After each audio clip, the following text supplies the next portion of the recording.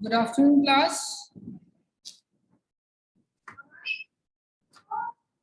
हमने बहुत सारे क्वेश्चंस को इसमें सॉल्व कर लिया था। अब आगे के क्वेश्चंस पे बात करते हैं।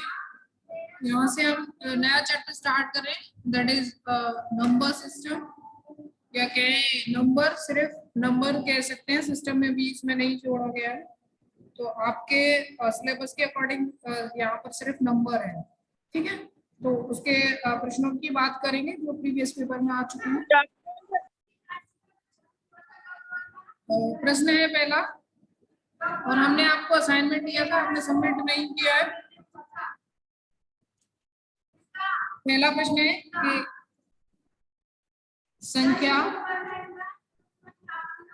एवं संख्यांक को समझाइए। ठीक है, तो यहाँ पर दो चीजें पूछ रहा है कि संख्या एवं संख्यांक को समझाइए। तो आपको संख्या पता है कि संख्या किसे कहते हैं, आप तो प्लीज बताइए जिसको भी पता है।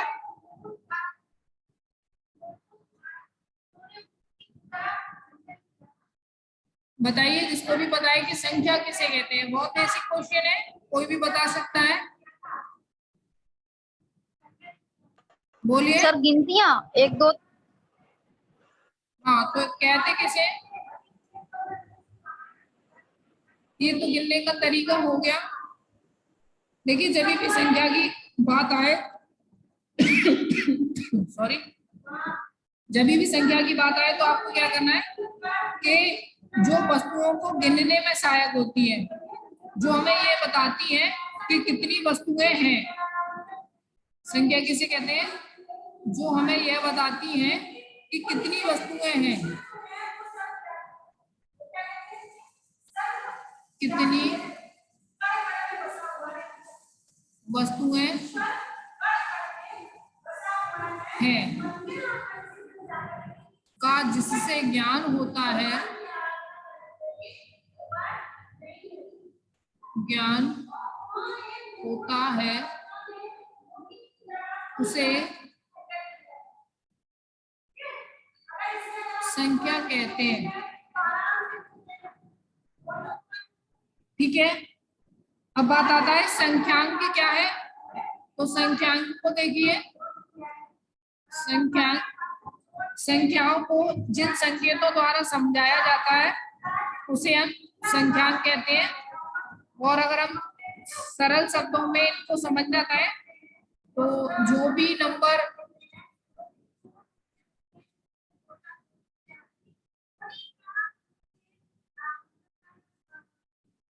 संख्यांक उन्हें कहते हैं जिनसे हम किसी भी संख्या को लिखते हैं। फॉर एग्जाम्पल, पहले आप इसकी डेफिनेशन लिख लीजिए, फिर एग्जाम्पल की बात करेंगे।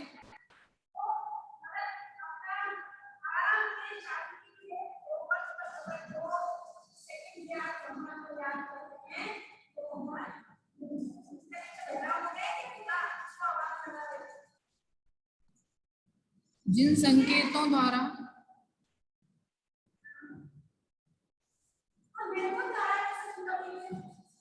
समझाया जाता है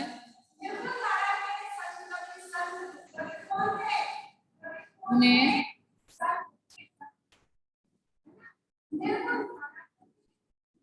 लिखते हैं। इसको देखिए, समझिएगा, जैसे कि हमें 2 लिखना हो तो हम कैसे लिखते हैं, ये तो ये 2 का संख्यांक है। अगर हमें 3 लिखना हो तो 3, ये 3 का संख्यांक है। अगर हमें 4 लिखना हो तो 4 का संख्यांक है।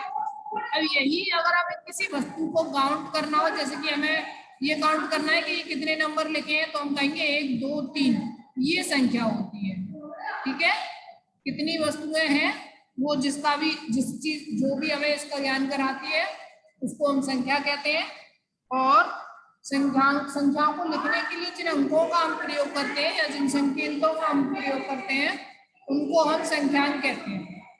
ठीक है, नेक्स्ट आता है हमारा दूसरा प्रश्न कि परमेय तथा अपरमेय संख्याएं क्या होती हैं। तो हमने आपको क्लास में भी समझाया था ये कि परमेय और अपरमेय संख्या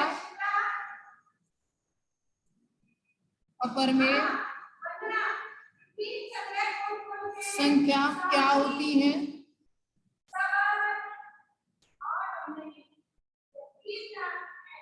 तो देखिए अपरमेय संख्याएं वो होती हैं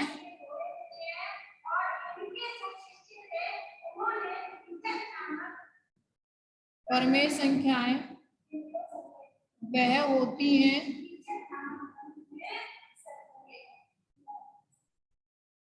जिन्हें पी बाई क्यू के रूप में लिखा जा सकता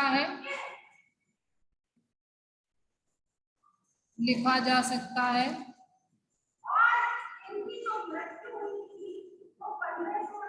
तथा यहाँ Q is not zero, P by Q के रूप में लिखी जा सकती है, लेकिन Q जो होगा वो जीरो नहीं हो सकता। ठीक है, जैसे कि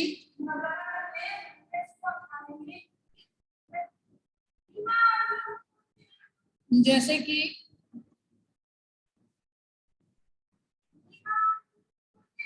7/5 हुआ, 6/4 हुआ, 1/2 हुआ, ये सारी संख्याएं क्या है? परमेय है। ये लिख लिया, आगे लिखे,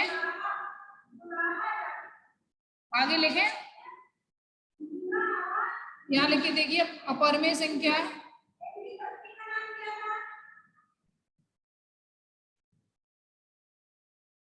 संख्या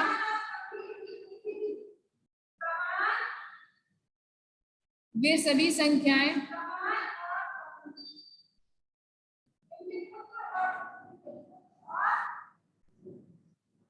जिन्हें P बाई Q के रूप में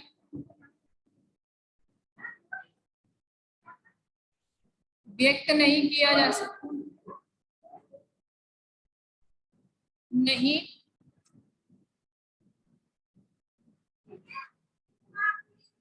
सकता, अपरमेय कहलाती है।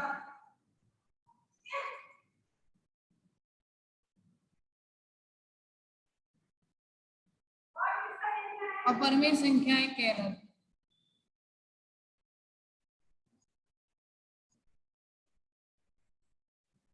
जैसे √2, √3, √5 आदि। ठीक है, तो इस प्रकार से ये आप निकाल सकते हो। इसको लिख लीजिए, आगे बढ़े।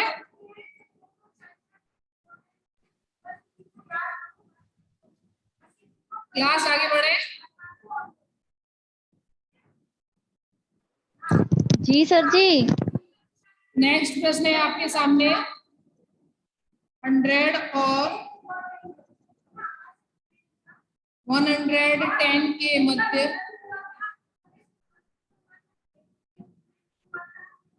अभाज्य संख्याएं याद करो।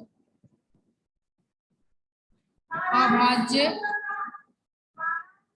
संख्याएं, मुझे जल्दी से इसका आंसर बताइए, बहुत इजी प्रश्न है, करो बताइए।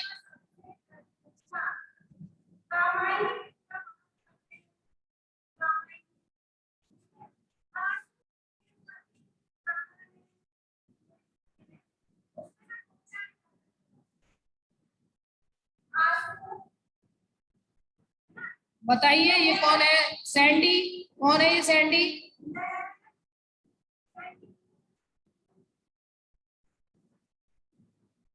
मैम उसमें SHANDI आएगा वर्षन के लिए।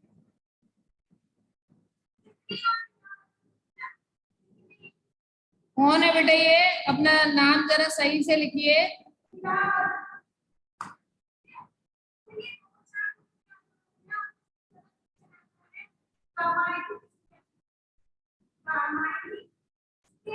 बताइए, प्रश्न आपके सामने है, आपको सुनाई दे रहा है? एस एंड ए डी है, जो भी है।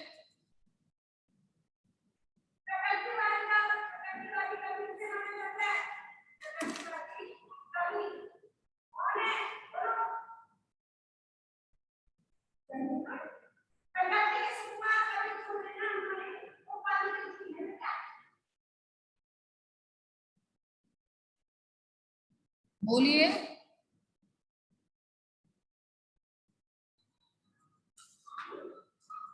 अरे अभाज्य संख्याएं ज्ञात करनी है। अभाज्य संख्याओं को आप समझ पा रहे होंगे। अभाज्य संख्याएं क्या होती हैं?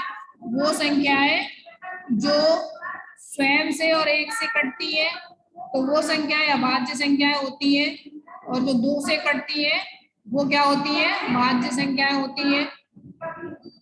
किसने आंसर दिया? किसी ने? मीनाक्षी जी 101, वेरी गुड, बहुत बढ़िया। और बताइए, क्योंकि हमें 100 से लेकर 110 तक चाहिए। 100 103 103, वेरी गुड। 105 105 तो कट जाएगी बेटा, 5 दूनी 10 और 5 एकम 5 से 5 से कट जाएगी। 7, दैट इज राइट। नेक्स्ट, और कोई है या बस? 11 11 तो जाना ही नहीं है बच्चा हमें। तो नहीं है सर, फिर 9 भी कट जाएगी ना। 9 कहाँ से कट जाएगी? बताइए कहाँ से कटेगी? 9 नहीं कटेगी। 109 किसी से कटेगी? तो इस प्रकार से हम ये सारी संख्याएं लिख सकते हैं।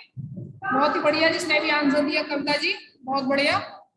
तो इस प्रकार से हमारे पास ये 4 संख्याएं आ जाती हैं। ये प्रश्न आ चुका है आपका 2016 में। तो इसको ठीक से, इससे रिलेटेड, अगर इससे संबंधित कोई और प्रश्न है जहां भी आपको मिल जाए तो उसको करने की कृपा करें। नेक्स्ट आता है आपका परमेय संख्याएं। परमेय संख्या, देखिएगा क्या कह रहा है ये प्रश्न। परमेय संख्या 4/7 प्लस 8/7 का मान ज्ञात करो। तो आराम से कर सकते हो आप इसको, इसमें कोई भी परेशानी नहीं होनी चाहिए। प्लस 8/7 है, आपको क्या करना है? एलसीएम ले। 12 हाँ 12/7। हाँ, वेरी गुड। या चाहे तो आप एलसीएम ले सकते हो।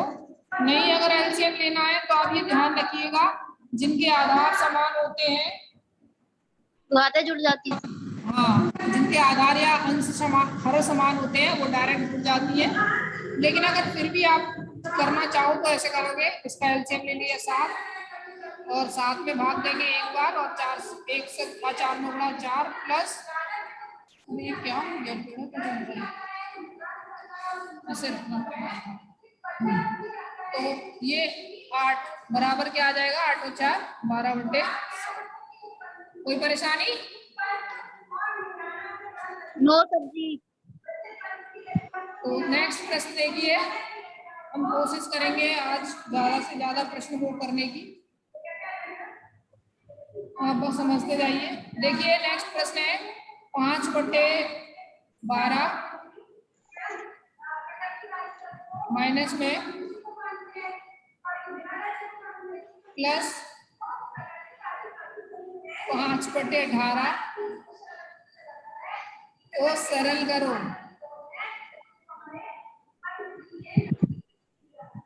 कर लोगे?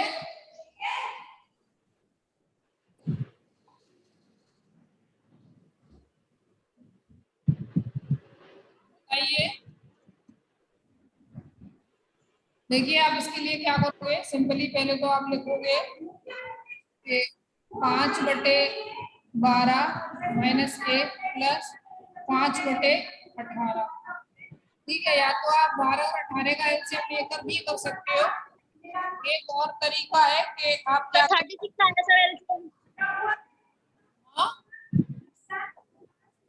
12 18 का सर एलसीएम लिया है 36। हाँ 36 आ जाएगा। जी एलसीएम लेकर भी कर सकते हो, नहीं तो आप अन्य प्रकार से भी कर सकते हो कि इनके जो हर हैं इनको बराबर कर लो, और हमने क्या बताया था कि जब भी हर बराबर हो जाते हैं तो सीधे जुड़ जाता है, वो भी एक सर तरीका। -5/36। तो यहाँ क्या आएगा देखिए, 12 की 36, और ये कितनी बार जाएगा 15 बार, तो -15, और यहाँ पर प्लस 18 दूनी 36, 5 दूनी 10, और बराबर यहाँ पर कितना आएगा -15 में से 10 जाएंगे तो क्या सर -5 यहाँ बचेगा -5 5/36। जो 5/36 है, 5/36 आंसर। देखिए किसी भी बच्चे को अगर किसी भी स्टेप में कोई परेशानी हो रही है कि सर हमें यहाँ वाला स्टेप समझ में नहीं आया, तो पूछ लीजिएगा, आपके बिना पूछे हमें नहीं पता चल पाएगा आपको कहाँ समझ नहीं आ रहा है।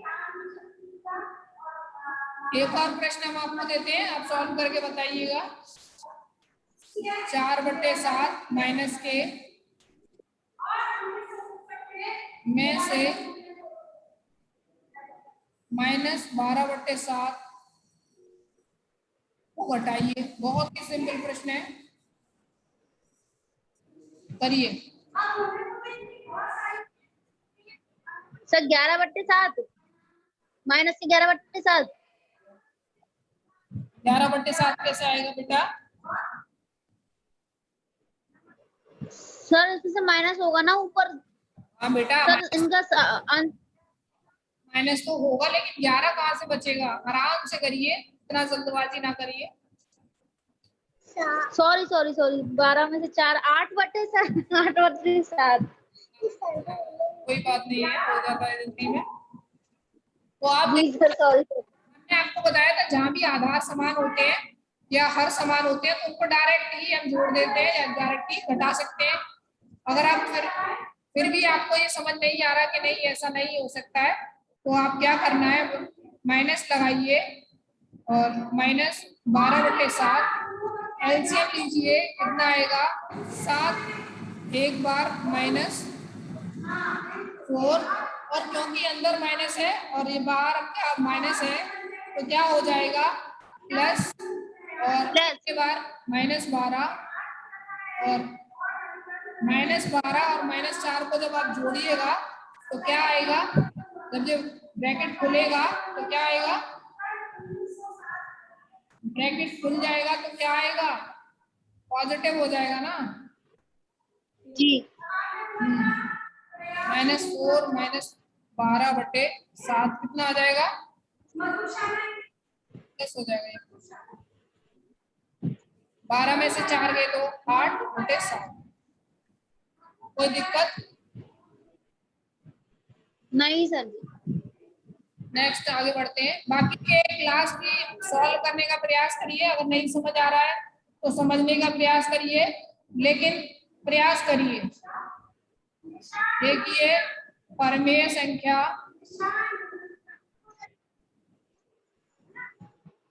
-8/7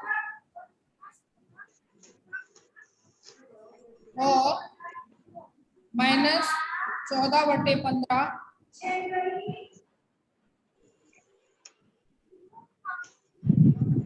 का गुणा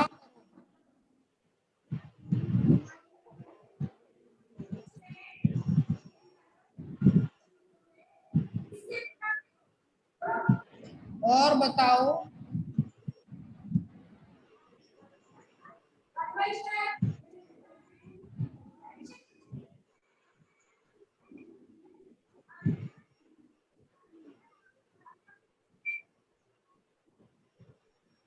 गुणनफल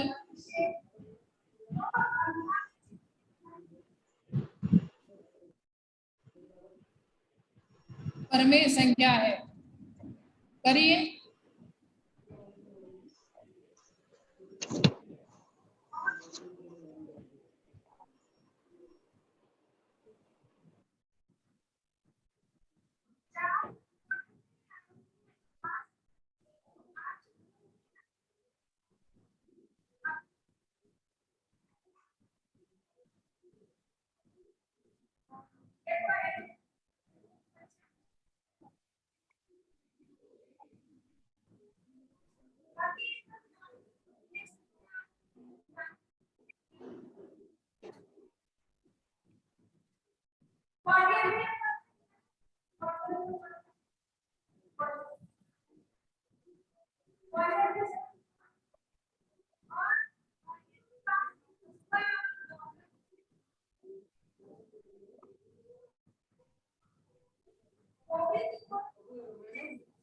किया।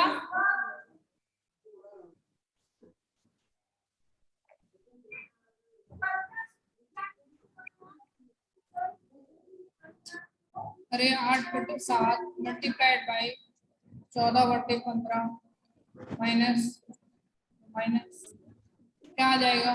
करिए मल्टीप्लाइड। 8 चौक 32, 8 से 3, 8 1 8 3 11 करिए 15 सत्ते 105 यही तो आएगा। और ये एक परमिट संख्या है या नहीं है? बोलिए। इसको हमने पी बाई क्यू के फॉर्म में लिखा है या नहीं लिखा है? बोलते काहे नहीं हो? जी सर जी। तो ये एक परमेय संख्या है। आगे बढ़े।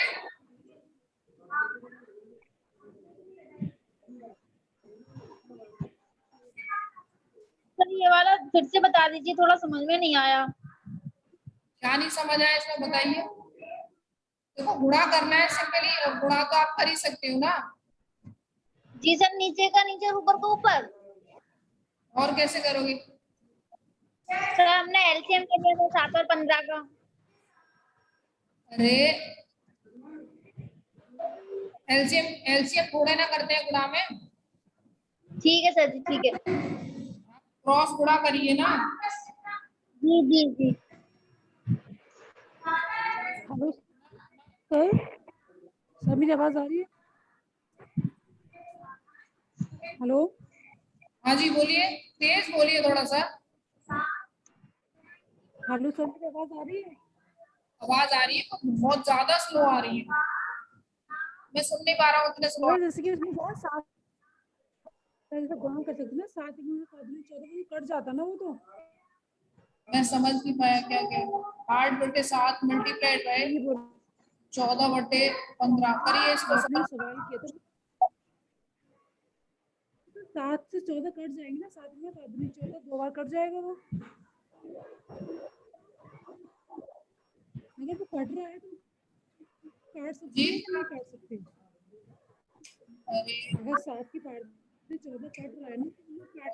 ये बात देखिए, आप उस प्रकार से भी कर सकते हो। आप काट कर कह रहे हो, उस प्रकार से भी कर सकते हो कि 7 दूनी 14, तो यहाँ पर आ जाएगा 2, 8 दूनी 16 और नीचे 1 रह जाएगा यहाँ, तो 15 और यहाँ माइनस तो है ही। ऐसे भी कर सकते हो, हाँ सर, हम ऐसे भी कर सकते हैं। लेकिन वो थोड़ा गलत ओके होता ओके है इससे पहले जो करा था, क्योंकि हमें क्रॉस मल्टीप्लाइड करना है। क्रॉस में वो काटना है, या फिर 8 चौक 32 ठीक था। तो इस प्रकार भी कर सकते हैं। ठीक काट। आगे बढ़े। आपकी आवाज नहीं आ रही है, आप अपना माइक को जरा ठीक करिए, या फिर माइक के उसको थोड़ा सा देखिए। जी सर, ये मतलब क्योंकि आपकी आवाज तो वाला मैं बिल्कुल ही नहीं सुन पा रहा ये वाला हूँ। आ रहा हूँ लेकिन क्या बोल पा रहे हो आप, मैं ये नहीं सुन पा रहा हूँ।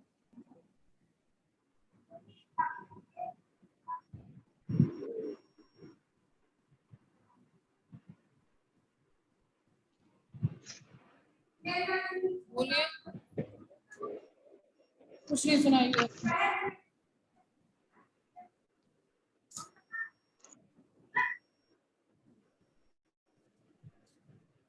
देखिए नेक्स्ट प्रश्न की तरफ चलते हैं। आप अपने माइक का थोड़ा सा प्रॉब्लम है, उसको सॉर्ट आउट करने की प्रयास करिए। एक संख्या 7 से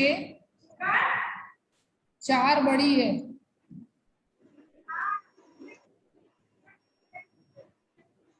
वह संख्या याद करो। वह संख्या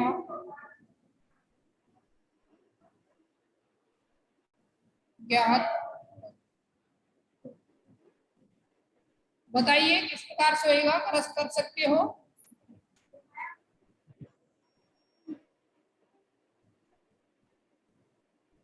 बहुत ही सिंपल प्रश्न है। देखिए ये कह रहा है कि एक संख्या 7 से 4 बड़ी है, वह संख्या ज्ञात करो। बहुत ही सिंपल। माना संख्या x है, ठीक है। तो ये क्या कह रहा है, कोई संख्या x बराबर क्या है, 7 से 4 बड़ी है। 7 से 4 बड़ी है, तो x बराबर क्या हो गया 11। यही हमारा आंसर हो गया, यही तो हमारी संख्या है, x ही तो हमने माना है संख्या।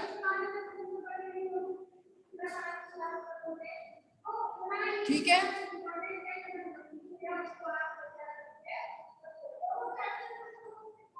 हाँ बोलिए क्लास, कोई दिक्कत यहाँ तक?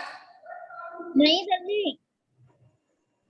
बहुत ही अच्छा, आज थोड़े से नए स्टूडेंट भी आए हैं, आतिफ, रिजवाना, और आप प्लीज आंसर्स तो किया करिए, जो भी पूछा जा रहा है उसका, तो अच्छा लगेगा।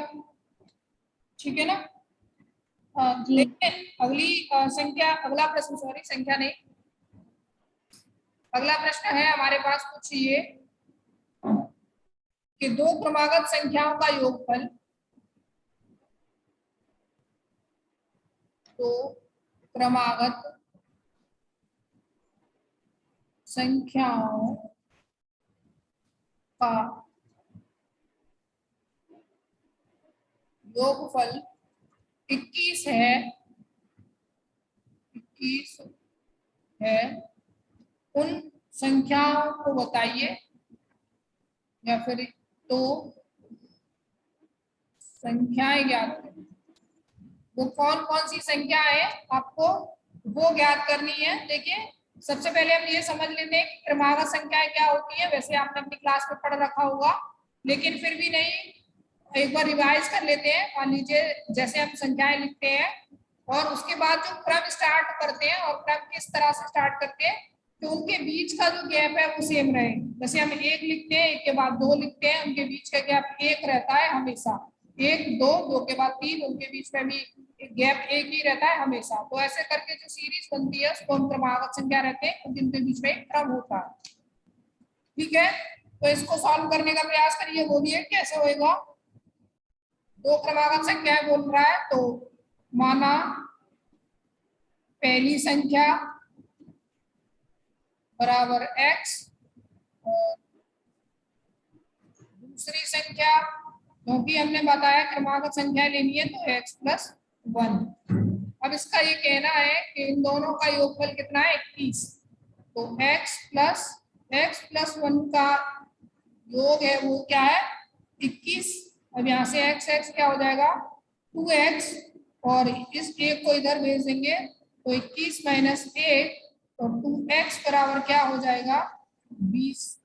तो x बराबर क्या हो जाएगा, 2 से इसको काट देंगे, कितनी बार जाएगा 10 टाइम, तो x बराबर हमारे पास क्या आ गया 10। तो यहाँ हम इसको रख देंगे, तो x बराबर 10 है, तो पहली संख्या 10 हो गई, x बराबर 10, और दूसरी संख्या क्या हो गई 10, और प्लस 1 हमने इसमें जोड़ा था 1 बराबर 11। तो ये हमारा आंसर हो गया, पहली संख्या ये और दूसरी संख्या। ठीक है, किसी को कोई परेशानी? नहीं सर जी। बहुत बढ़िया, नो सर। बहुत ही बढ़िया। अगला प्रश्न है, दो क्रमागत संख्याओं का योगफल 40 है, उन संख्याओं को ज्ञात करिए। फटाफट से ज्ञात कर दीजिए। दो क्रमागत विषम संख्याओं, मुझे आंसर बताइए फटाफट से। विषम संख्याओं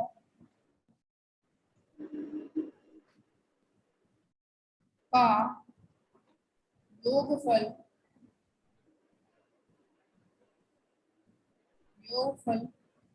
40 है, उन संख्याओं को बताइए या वह संख्या ज्ञात करिए। वह संख्या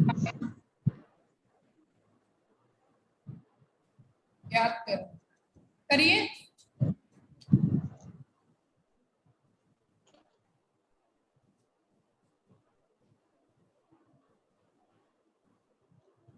आपके पास 2 मिनट का समय है, चलिए 3 मिनट का समय है।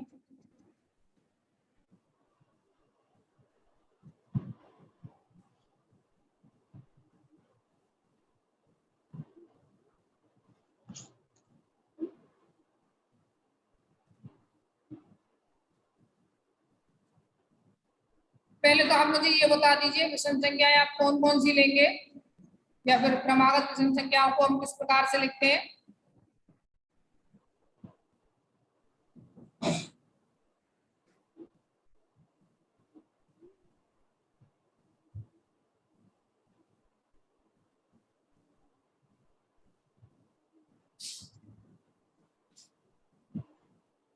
आ गया आंसर?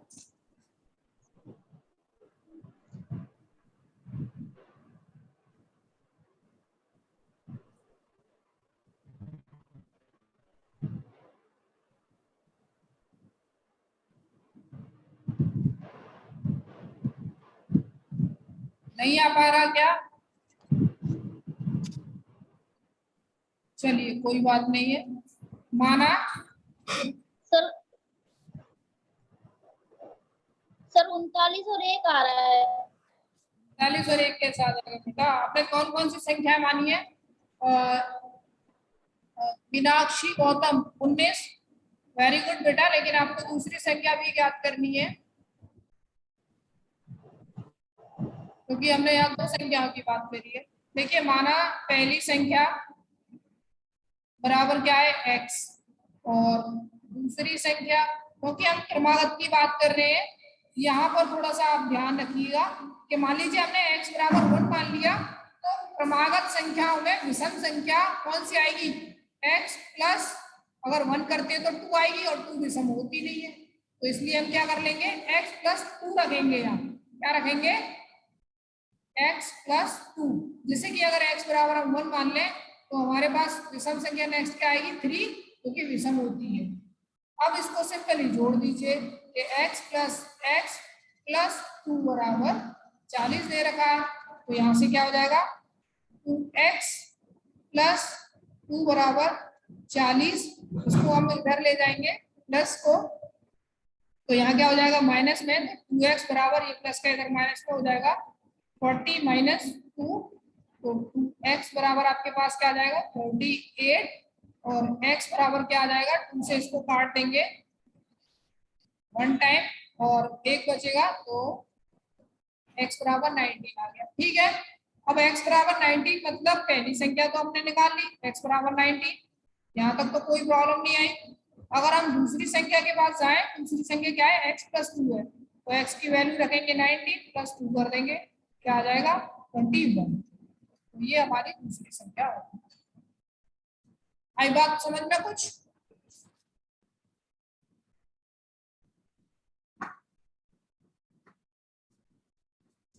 बोलिए। जी सर जी, आ गई। हाँ बस एक ही बच्चा है क्लास में, बाकी के सारे बच्चे पता नहीं कहाँ चले जा रहे हैं। नहीं सर, आ गया, समझ में आया क्वेश्चन। आपकी आवाज भी बहुत स्लो आ रही है, मेरे को समझ ही नहीं आता आप क्या कहना चाह रहे हैं। एक भिन्न संख्या का हर, देखिए सवाल देखिए, एक भिन्न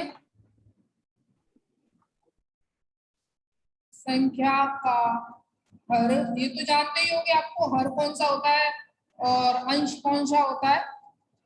सर हर ऊपर का, अंश नीचे का। Very good. और यदि उसके अंश और हर में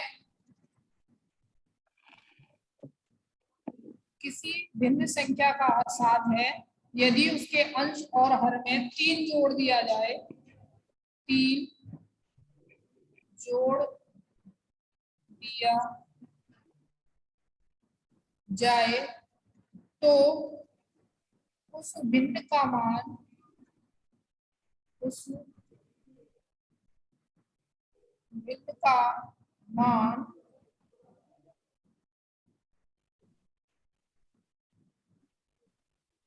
4/5 हो जाता है।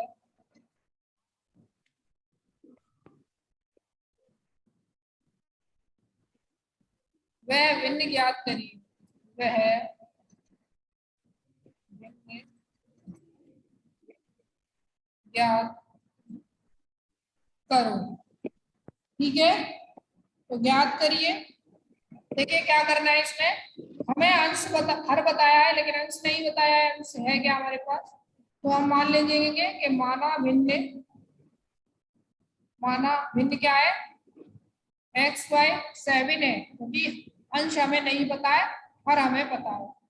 अब दूसरी कंडीशन में ये क्या कह रहा है कि अगर उसके अंश में 3 और उसके हर में 3 जोड़ दिया जाए तो क्या हो जाता है आंसर, 4/5 हो जाता है। तो वो भिन्न ज्ञात करिए, तो मतलब एक्स ज्ञात कर लोगे तो आपको भिन्न पता चल जाएगी।